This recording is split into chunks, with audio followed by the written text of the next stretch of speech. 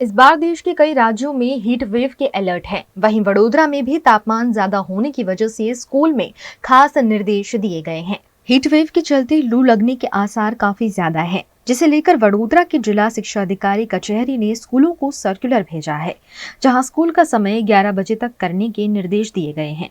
साथ ही वैकेशन के दौरान भी किसी तरह के कोर्स के लिए स्कूल संचालन नहीं करने का निर्देश दिया गया है।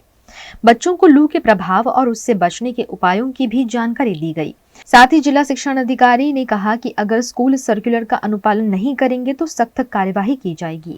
જે અત્યારે ગરમીની અસરો વર્તાઈ રહી છે તેને લઈને રાજ્ય સરકારની જે બેઠક મળેલી સેક્રેટરી કક્ષાની તેમાં તમામ વિભાગોને વિભિન્ન પ્રકારની સૂચનાઓ આપવામાં આવી છે હીટવેવ અંતર્ગત કે અનુસંધાને શિક્ષણ વિભાગમાં જે સૂચનાઓ લાગુ પડે છે તેને લઈને કમિશનર કચેરી દ્વારા અત્રેની કચેરીને પરિપત્ર મોકલી આપવામાં આવ્યો છે, જેમાં દર્શાવ્યા મુજબ શાળાઓનો સમય સવારે 6 થી 11 રાખવાનું સૂચન છે તથા સાથે બાળકોને ગરમીથી બચવા માટે એમને અવગત કરવા અથવા એમને એ બાબતે જ્ઞાન આપવું એ બાબતનો પણ તેમાં ઉલ્લેખ થયેલો છે. જે ખાનગી ક્લાસીસો છે એ વ્યક્તિગત વિષયો છે, એમાં એટેન્ડન્સનું કે એનું કોઈ મહત્વ ક્યાં કે તે નથી, એ વાલીની સંમતિથી એમાં વ્યક્તિગત વિષયો છે.